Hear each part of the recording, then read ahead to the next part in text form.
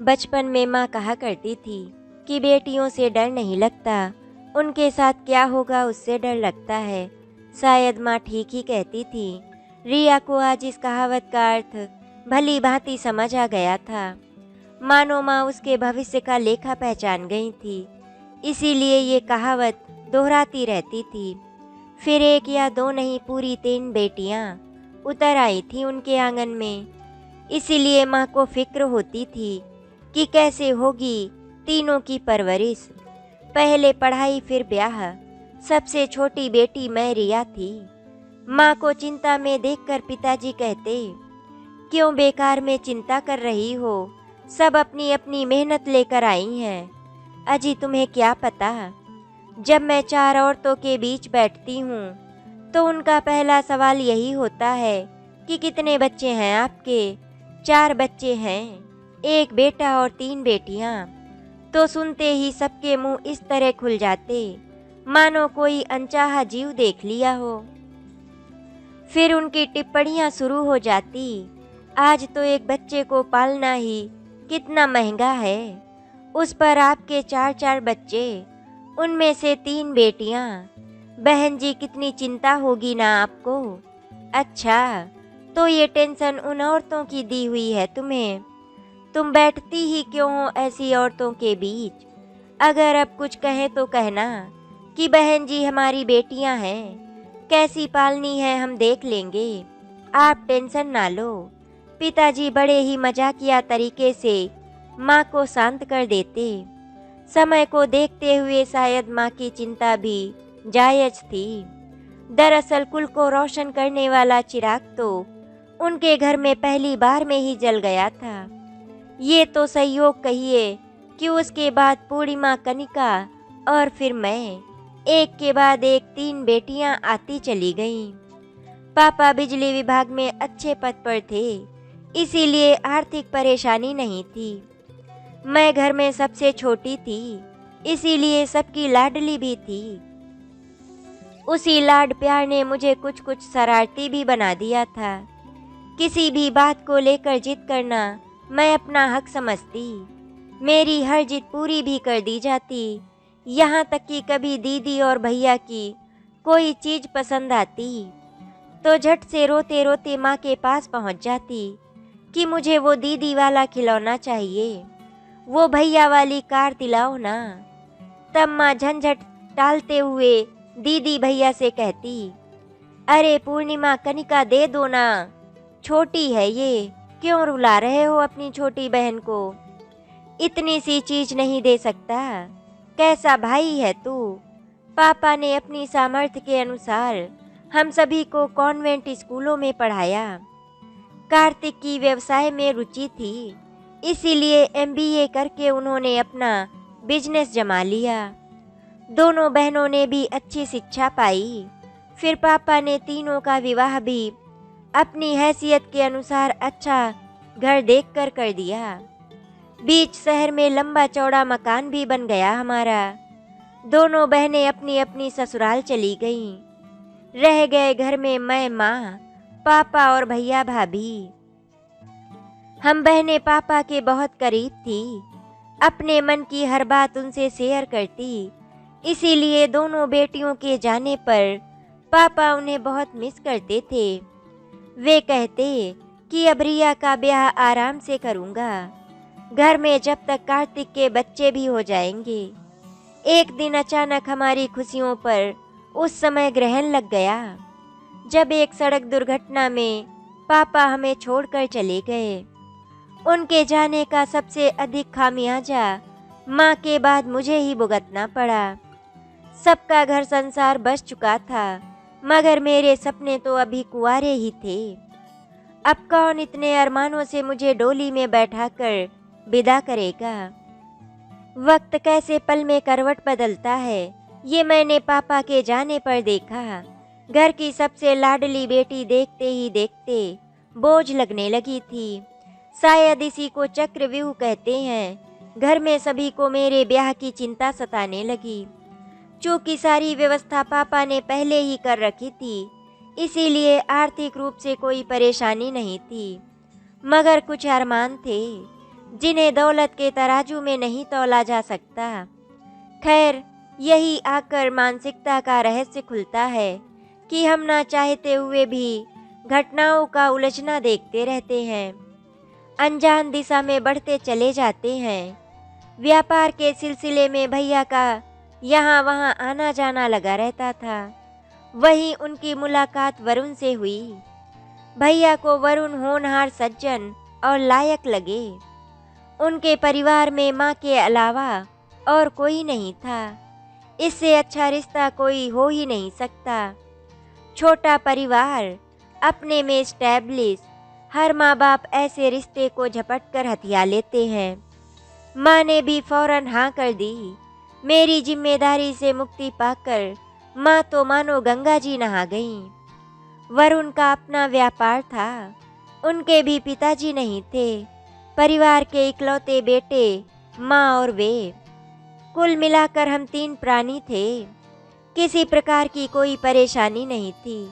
अपनी मेहनत और लगन से वरुण ने व्यापार भी अच्छा खासा जमा लिया था। कालीन पर चलते चलते सफ़र का अंदाजा नहीं हुआ। कब 2 साल बीत गए। अब तो राहुल भी गोद में आ गया था। मगर वक्त हर जख्म पर मरहम लगा देता है। पापा की स्मृतियां धीरे धीरे धूमिल होती जा रही थी। वरुण के प्यार और राहुल की परवरिश में मैंने खुद को पूरी तरह रमा दिया था। सब कुछ ठीक ही चल रहा था कि कुछ दिनों से वरुण पैरों में दर्द रहने लगा। शुरू में सोचा काम की थकान की वजह से हो रहा होगा। वरुण ने घर बनाने के लिए बैंक से लोन ले रखा था। बस उसकी पूर्ति के लिए रात दिन मेहनत करते। कुछ घरेलू उपचार किए, मालिश कराई, मगर दर्द था कि मिटने का नाम ही नहीं ले रहा था। वरुण दिन ब दिन कमज़ोर होते जा रहे थे। न खाने में न ही सोने में उनकी रुचि रही। सारी रात पैरों की पीड़ा से कराहते। सच में देखा नहीं जाता था उनका ये दर्द। इन 4 महीनों में तोड़ कर रख दिया था इस दर्द ने उन्हें। वजन तेजी से घट रहा था। सिर के बाल तेजी से सफ़ेद होने लगे। नींद पूरी ना होने से चिड़चिड़े से हो गए थे। इन 4 महीनों के दर्द ने उन्हें 40 साल का इंसान बना दिया था। अफसोस, मैं चाह कर भी रातों में उनके दर्द के साथ जागने के अलावा और कुछ नहीं कर सकी। बस पैरों को हल्के हल्के दबाती रहती। जब हाथों का स्पर्श ढीला पड़ जाता तो वरुण समझ जाते कि मैं थक गई हूँ। तब मेरा मन रखने को कह देते कि अब आराम है, सो जाओ। इंदौर तक डॉक्टरों से इलाज कराया, मगर रोग था कि पकड़ में ही नहीं आ रहा था। फिर मित्रों के कहने पर कि बाहर किसी स्पेशलिस्ट को दिखाया जाए, अतः मुंबई दिखाने का तय हुआ। राहुल अभी छोटा था। मुझे छोटे बच्चे के साथ परेशानी होगी, इसीलिए वरुण के एक मित्र अखिलेश जी और माँ जी दोनों ही साथ मुंबई आए। मेरे लिए आदेश था कि तुम चिंता न करो, फ़ोन से सूचना देते रहेंगे। उन्हें गए 2-3 दिन हो गए, मगर कोई खबर नहीं आई। मैं रोज पूछती कि क्या कहा डॉक्टर ने, तो माँ जी का यही जवाब होता कि अभी डॉक्टर टेस्ट कर रहे हैं, रिपोर्ट नहीं आई है, आने पर पता चलेगा। 5वें दिन माँ जी, अखिलेश जी और वरुण तीनों ही बिना किसी सूचना के घर आ गए। मैं तो अचंभित ही रह गई थी। ये क्या माँ जी, ना कोई फ़ोन ना खबर। आप तो इलाज के लिए गए थे ना? क्या कहा डॉक्टर ने, सब ठीक तो है? मगर सभी एकदम खामोश थे। कोई कुछ बताता क्यों नहीं? कोई क्या कहता? सभी सदमे में जो थे। वरुण का चेहरा भी उतरा था। माँ जी को तो मानो किसी ने निचोड़ दिया हो। सच भी था। वो माँ भला क्या जवाब देती, जिसने पति के ना रहने पर जाने कितनी जिल्लतों को सहकर अपने बेटे को इस उम्मीद पर बड़ा किया कि उसका हंसता खेलता परिवार देख सके। जीवन के अंतिम क्षणों में उसकी अर्थी को कंधा देने वाला कोई है तो मौत से भी बेपरवाह थी। मगर आज उसी माँ के इकलौते बेटे को डॉक्टर ने चंद सांसों की मोहलत देकर भेजा है। जी हाँ, डॉक्टर ने बताया कि वरुण को लंग्स कैंसर है, जो अब लाइलाज हो चुका है। दुनिया का कोई डॉक्टर अब कुछ नहीं कर सकता। उनके अनुसार 4-5 महीने जितने भी निकल जाएं बहुत हैं। जो घर कभी राहुल की किलकारियों से गुजरता था, वहां अब वरुण के दर्द की कराहें और एक बेबस माँ की आहों की बस सुनाई देती थी। मैं उन दोनों के बीच ऐसी पिसकर रह गई थी कि खुलकर रो भी नहीं पाती थी। घर का जब मजबूत खंभा भरभरा कर गिरने लगे, तो कोई तो हो जो अंतिम पलों तक उसे इस उम्मीद पर टिकाए रखे कि शायद कोई चमत्कार हो जाए। घर में अब हर समय मायूसी छाई रहती, किसी काम में मन नहीं लगता, जिंदगी के दीपक की लौ डूबती सी लग रही थी। डॉक्टरों ने अपने हाथ खड़े कर दिए थे, फिर भी ममता की डोर और 7 फेरों के अटूट बंधन में अब भी आशा का एक नन्हा दीपक टिमटिमा रहा था। मगर धर्म और आस्था की तो कोई चीज है दुनिया में। फिर भी जब व्यक्ति संसार से हताश हो जाता है, तो इसी आखिरी छलावे के पीछे भागता। यूं तो कैंसर नाम ही इतना घातक है कि मरीज उसके सदमे से ही अपने जीने की उम्मीद खो बैठता है। डॉक्टर भी अपनी जगह गलत नहीं थे, मगर बावरा मन भला कैसे मानता। अतः जो यहाँ भी रोशनी की किरण दिखाता, हम वरुण को लेकर दौड़ पड़ते। प्रेम और ममता के आगे विज्ञान का ज्ञान भी धरा रह जाता। हम सभी जानते थे कि वरुण एक लाइलाज बीमारी से जूझ रहे हैं, मगर फिर भी कीमोथेरेपी कराई कि कहीं कोई चमत्कार हो जाए। पैसा पानी की तरह बह रहा था, व्यापार तो लगभग ठप ही समझो। इधर वरुण भी भागम भाग में राहुल की अनदेखी होने से वो बीमार हो गया। सच में जिंदगी हर तरफ से मेरा इम्तिहान ले रही थी। हम वरुण को 6 माह से ज्यादा न जिला पाए। माँ जी तो एक जिंदा लाश बनकर रह गई। अगर राहुल ना होता हमारे पास, तो शायद हम दोनों ही उस दिन ही मर गए होते। मगर जिंदा थे, इसीलिए आगे की चिंता सताने लगी। व्यापार खत्म हो चुका था, घर बैंक के लोन से बना था। अभी तो मात्र 1/4 किस्तें ही भर पाए थे, और अब ये क्रम जारी रहे उसकी कोई संभावना नहीं थी। अतः मकान भी हाथ से जाता रहा। किसी ने सच कहा है, बुरे वक्त पर ही हमारे अपने पराये इंसानों की परख होती है। इसी मुश्किल घड़ी में दोनों बहनों ने अपने अनुसार बहुत मदद की, मगर कार्तिक भैया कुछ मुंह चुराने लगे हैं। ये ख्याल एक पल को मन में आया अवश्य था, मगर अचानक परेशानियों के हमले ने इतनी विचलित थी कि इस बारे में गंभीरता से सोच सकूं, इतना समय ही नहीं मिला। जबकि माँ अभी जिंदा थी, किंतु शायद माँ की हुकूमत नहीं रह गई थी। अब घर में भुक्तभोगी थी वो। अतः समझ नहीं पा रही थी कि हमारे समाज में आज भी वैधव्य के आते औरत का रुतबा कम हो जाता है। बचपन वाली वे माँ कहीं खो गई थी, जो मेरे जरा से रोने पर दोनों बहनों पूर्णिमा व कनिका और कार्तिक भैया से उनकी चीजें भी मुझे दिला दिया करती थी। मन में कहीं कुछ कसकता था तो वो ये कि वरुण के अभाव में राहुल को वो खुशी, वो सुख नहीं दे पाई जिसका वो हकदार था। हालांकि बहनें उसके खिलौने और कपड़ों का पूरा पूरा ध्यान रखती, मगर ये तो प्यार था उनका, हक तो फिर भी नहीं। हालात कुछ ऐसे बने कि गृहस्थी किराए के एक छोटे से मकान में सिमट कर रह गई। हालात इजाजत ना देते कि घर से बाहर जाकर कोई नौकरी करती, क्योंकि माँ जी और राहुल की देखभाल ज़्यादा जरूरी थी। सामने एक तरफ दिशाहीन जीवन था, तो दूसरी ओर राहुल का अंधकारमय भविष्य। क्या होगा? चिंता में सीढ़ियों पर बैठी थी, अचानक पूर्णिमा दीदी को करीब पाकर चौंक गई। अरे दीदी, आप कब आई? पता ही नहीं चला। अभी आई हूँ। तुम शायद किसी सोच में खोई थी। हाँ दीदी, ये बेल देख रही थी, जितने जतन से इसे लगाया था। रोज सींचती थी, देखो कैसे अब फूलों से लग गई। मन को बहुत सुकून देती है। मैंने इसे इस पेड़ के सहारे ऊपर चढ़ा दिया था। देखो ना, कल रात तेज आंधी से वो पेड़ धराशायी हो गया। अपना आश्रय छीनते ही देखो कैसे जमीन पर आ गिरी। एकदम निर्जीव सी, असहाय, बिल्कुल हमारी तरह एक आलम्बन के बिना हमारी जिंदगी भी तो ऐसी होकर रह गई है। बिल्कुल असहाय ना दीदी।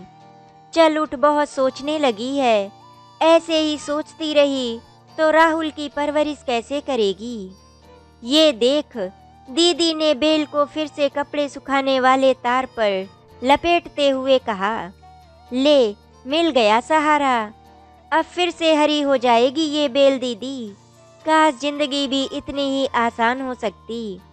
यदि कोशिश की जाए तो कुछ मुश्किलें तो अब भी कम हो सकती हैं रिया। दीदी की आवाज़ अचानक गंभीर हो गई। मैं तुम्हारा मतलब नहीं समझी दीदी। रिया, कार्तिक भैया की बेरुखी किसी से छिपी नहीं।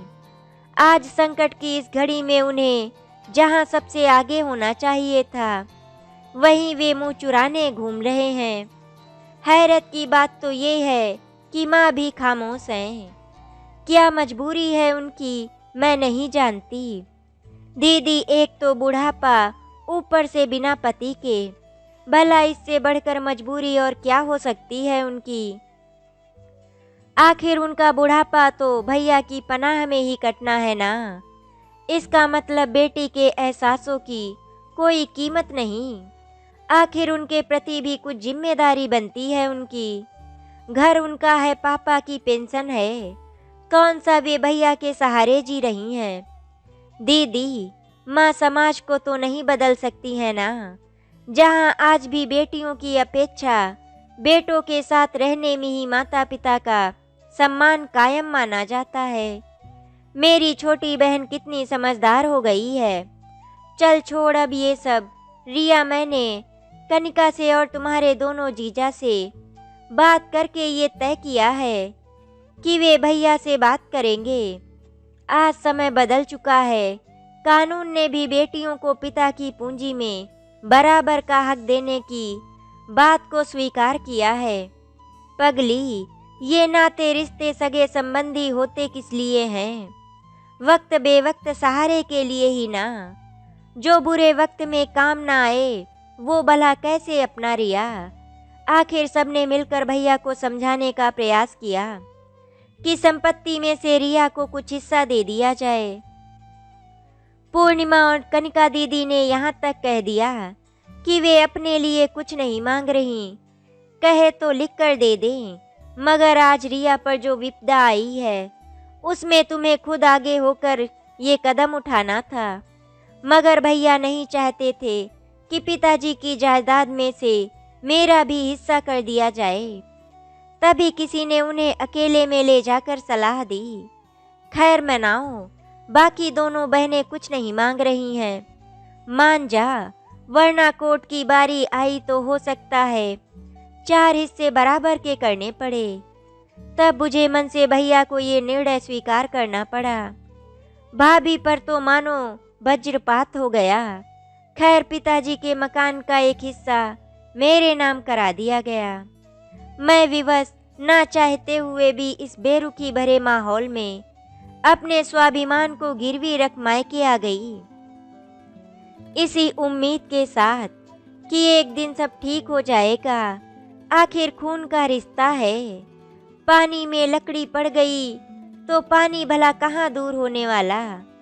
कुछ नहीं तो अपनों के करीब रहूंगी। मगर ये मेरी भूल थी। यहाँ तो रिश्तों की परिभाषा ही बदल चुकी थी। कोई अपना न रहा था। दौलत के हिस्से ने घर के बंटवारे के साथ ही दिल के बीच भी दीवार खींच दी थी। मेरे स्वाभिमान को ये जरा भी गवारा न था, मगर लाचार थी। कोई और चारा भी तो नहीं था। वहीं बच्चों को ट्यूशन पढ़ानी शुरू कर दी मैंने। पास पड़ोस के लोगों ने इससे मेरी मदद की। बेगानों की मदद से जिंदगी को पटरी पर लाने का प्रयास कर रही थी। भाभी खुद कभी ना बोलती, जितना मैं बोलती उसका भी बड़ी बेरुखी से जवाब देती। भैया तो मानो आज भी नाराज हैं। माँ जो अक्सर शाम को लॉन में कुर्सी डालकर बैठती थी, मेरे जाने के बाद कम ही बैठती। शायद बहू बेटी के झंझटों से मुक्त रहना चाहती थी। मुझे खुद नहीं बल्कि तरस आता माँ पर। लगता मेरे कारण भटकर रह गई हैं वे। दो आवाज़ों के बीच में भैया के बच्चे मोंटी और पारुल बड़े थे। अपने और पराये के भेद को जानने लगे, अतः कभी मेरी तरफ खेलने न आते। किंतु इन सब चालों से अनजान राहुल जब भी उन्हें खेलते देखता, उनके साथ हो लेता। एक दिन जाने कैसे राहुल बच्चों के कमरे से खेलते खेलते एक खिलौना उठा लाया। आखिर बच्चा ही तो था। मैं बच्चों को ट्यूशन पढ़ा रही थी कि भाभी के प्रेम वचन सुनाई दिए। हमारे घर पर तो अधिकार जमा ही लिया। अब क्या धीरे धीरे घर का सारा सामान भी हड़पने का इरादा है। मैंने स्थिति को समझते हुए बीच में बोलना उचित नहीं समझा। आखिर बच्चा ही सही, गलती राहुल की ही थी। फिर आए दिन इस तरह की कोई घटना होने लगी। समय के साथ ये एहसास भी हुआ कि ये सब अनायास नहीं बल्कि सोची समझी साजिश है। एक दिन शाम के समय भाभी लगभग चीखते हुए आ गईं। तुम यहाँ कमाई में लगी रहो और तुम्हारा कुलदीपक हमारे यहाँ बैठा नुकसान करता रहे, ये सब नहीं चलेगा। देखो कितना सुंदर फ्लावर पॉट था, तोड़ दिया ना इस उजड़ ने। कितना महंगा था, अब मैं और बर्दाश्त नहीं कर सकती। मैं कुछ कहती उससे पहले ही मोंटी बोल पड़ा, मगर मम्मी ये तो कल पारुल से टूटा था। चुप रह शैतान, तुझे पता भी है कुछ। अपना दांव बिखरते देख भाभी बड़बड़ाती हुई अंदर चली गईं। आखिर मोंटी बच्चा ही तो था, अतः बोल गया बच्चे की बोली। चाहती तो बहुत कुछ कह सकती थी, मगर वक्त ने मेरे मुंह पर मजबूरी और एहसानों का ताला जो जड़ दिया था। खैर, मुझे भाभी के इरादे अच्छी तरह समझ आ गए। रहना तो मैं खुद भी नहीं चाहती थी ऐसे किसी का कृपा पात्र बनकर, मगर जीजी जीजाजी ने जो मेरे खातिर इन लोगों से बुराई मोल ली थी, उसका मान भी तो रखना ही था। अब मैं संभल गई। बच्चों को पढ़ाते वक्त राहुल को भी अपने साथ लेकर बैठती, किसी न किसी तरह उसे उलझाए रखती ताकि फिर ना झंझट को न्योता देने आए।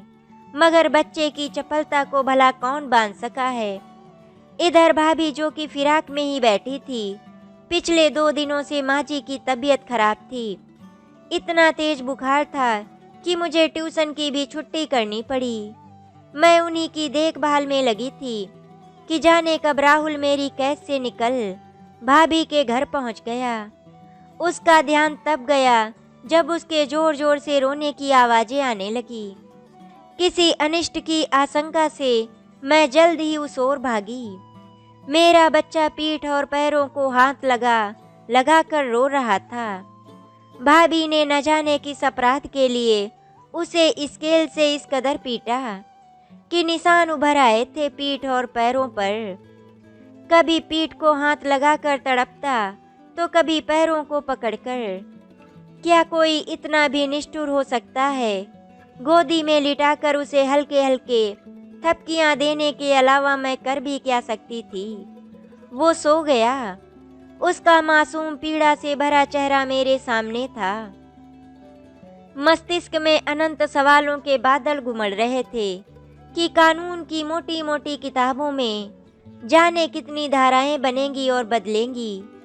बेटी को बाप की वसीयत में बराबर की हिस्सेदारी मिली। ये खबर अखबारों की सुर्खियों में ही भली लगती है। वास्तविकता तो यही है जो उसके साथ घुट रही है। क्या वास्तव में बाप की वसीयत से बेटी का हिस्सा निकालना इतना तकलीफ दे है। इस हकीकत को नकारा नहीं जा सकता कि अगर वो हिस्सा लेती है तो उसे प्यार मोहब्बत दौलत को खोना होगा, क्योंकि आज बाबुल के मन का आंगन इतना संकुचित हो चुका है कि वहाँ प्यार या पूंजी में से कोई एक ही समा सकता है, चाहे वो एक बेटी के द्वारा अपनी परेशानियों में उठाया गया कदम ही क्यों ना हो। आज समाज और कानून के भय से उसने ये हिस्सा भी पा लिया तो क्या, उसके लिए तो उसे अपनों के अपनत्व की आहुति देनी पड़ेगी। ये उसने कभी सोचा नहीं था। ऐसा क्यों कि जिस बेटी को बचपन से बड़े नाचों से पाला जाता है, उसी बेटी के ब्याह होते ही उसके प्रति न केवल लोगों का बल्कि उसके जन्मदाताओं के नजरिए में भी परिवर्तन आ जाता है। जब बेटियां अपने मायके की खुशहाली के खातिर अपना तन मन धन सब समर्पित कर सकती हैं, तो अपनी मुसीबतों के पलों में उनकी ओर उम्मीद भरी आंखों से निहारने पर ये तिरस्कार क्यों। आशा करती हूँ आपको हमारी कहानी अच्छी लगी होगी। अगर आपको हमारी कहानी अच्छी लगी तो वीडियो को लाइक एंड शेयर करें, चैनल को सब्सक्राइब करें। वीडियो देखने के लिए आपका धन्यवाद।